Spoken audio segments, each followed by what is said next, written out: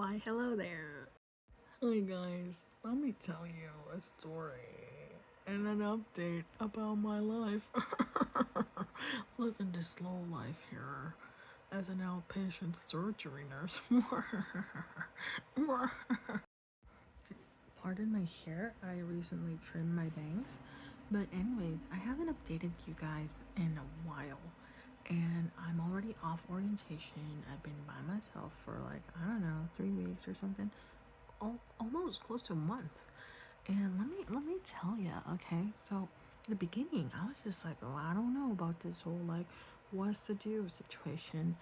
I feel like the first week they were gauging me, and then the second week I was just like all prepared to, yeah, I'm gonna do this. I'll be by myself, be on my own. I got this.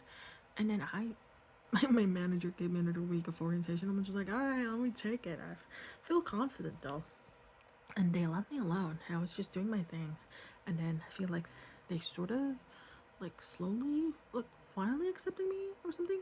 But anyways, a lot of us over there are mostly like independent, just doing our thing, which was nice.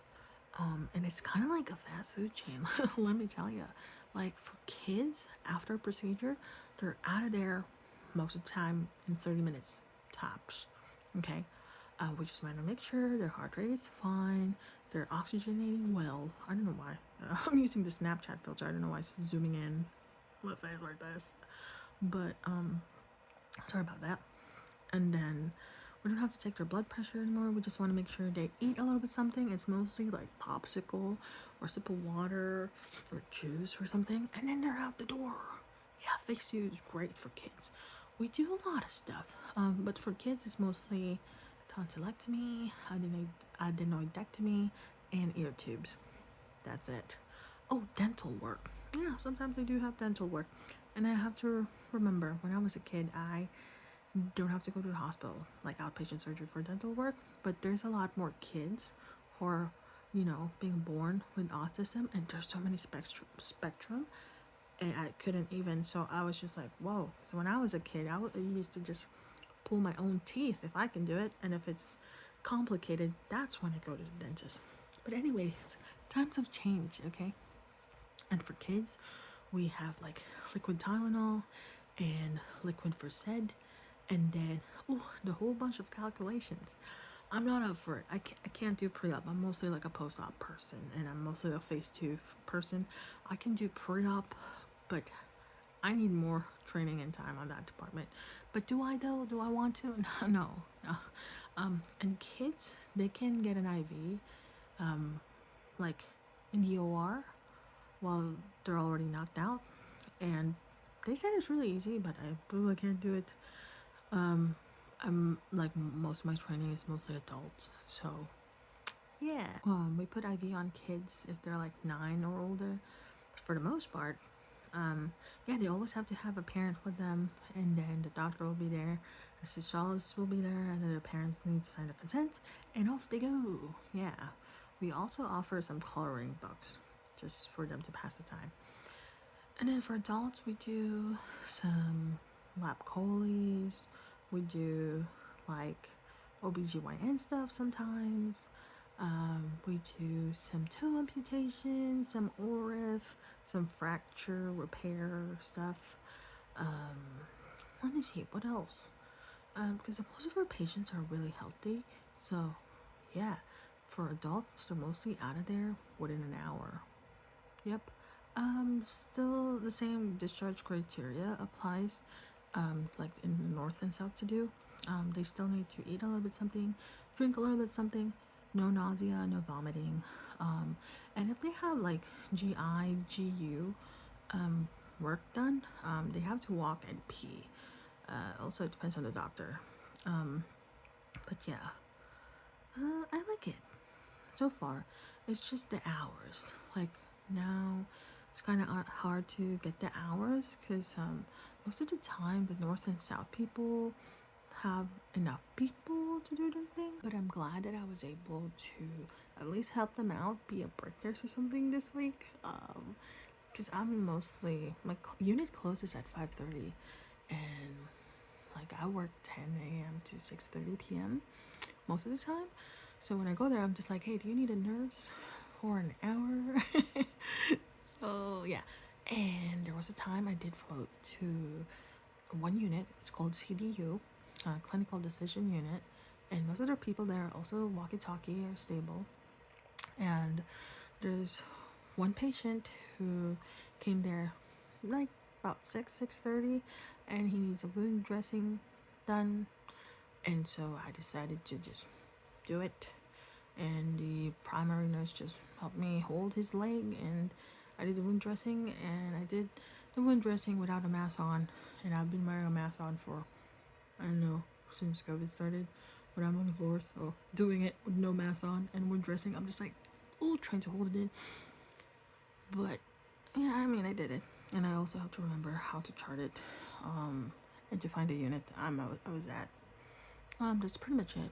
I don't really miss inpatient stuff. I'm good being outpatient. I really like this slow, soft nurse life. I really do.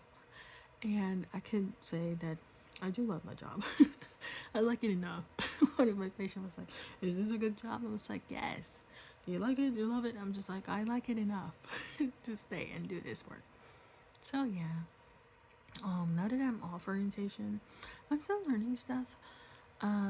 But yeah, still getting a hang of things because I am still the new girl. Yeah, I'm the new girl. Um, that's pretty much it. I hope. Oh, I forgot to ask one of the managers. I do hope they would train me for outpatient infusion. That way, I can work on weekends on this house unit if I'm not busy. Um, pretty much it. Ooh, another thing I forgot to tell you. I did my PALS training, pediatric advanced life support. Yeah, I'm now certified. Ooh, I've been putting PALS so long. One thing I do know, I do not want to code a kid, but push comes to shove, I will do it. But I don't know, man. Because it's just a sad business. It's a sad thing whenever a kid is sick. I don't really know how to console kids. I'm mostly like, when I'm watching my nephews and nieces, I'm just like, here's a bag of chips and here's movies. Enjoy the show. Like, also, when I was a kid, like, yeah, I'm just doing my own thing. I'm just there watching my shows. I don't, but yeah, I did my PALS, and I was really, really anxious because I'm doing it for the first time. And it was like Tuesday evening, and I was just like, oh my God, do I have to do my pre-assessment stuff like I did with ACLS? And then I had to look at my email, and I was just like, oh my God, here it is. And I don't even have a book. And so I was just like, okay, tomorrow I'm going to message my manager. So I did the pre-assessment, and one of the questions was like, what's the size of the ET tube you have to use for a 4-year-old kid? I was like, I don't know, 4? And then I was close enough. It was actually 5. But honestly, though, like, I learned that there's, like, if the kid arrives at the ER, they lay them on the table. If they don't know the age of the kid, they will pull up this, almost like a ruler thing, but with algorithms and how much stuff to use and what to use. Yeah. And then we measure it. Oh, the kid is this tall. We're going to use this. And we're going to push this much medication. I don't know that. I don't even have a buck at that point. And then crystalloids. Like, if you're going to bolus a kid, how much? It was like, I don't know. I don't even have a book. So I was telling my coworkers that Wednesday morning. And I even messaged my manager like, hey, I need to borrow a book. And she was like, email me. And so I can email our educator. And finally, I met our educator because I haven't seen her in like, I don't know, like a month since I started working there. And I got a book.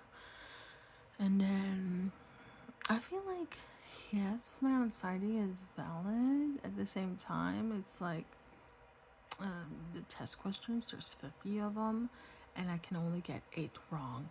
And honestly, I was pushing it. But I did learn a lot of stuff about kids' boluses.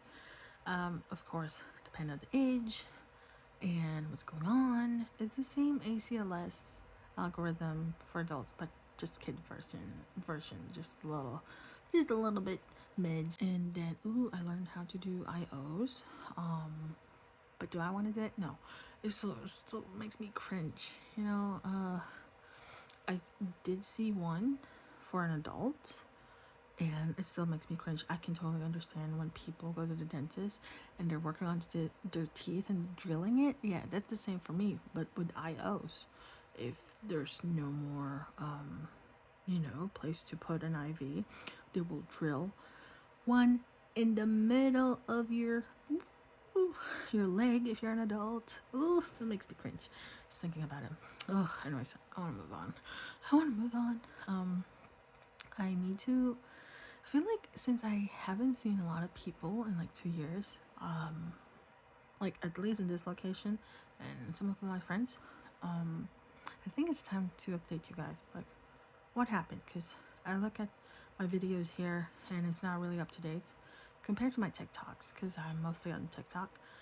You will see most of my travel videos on TikTok, like a blurb of it. So I feel like I need to talk to you guys about it, and just for me to remember what I did in the last 2 years. Isn't it crazy? It's been 2 years. Wow.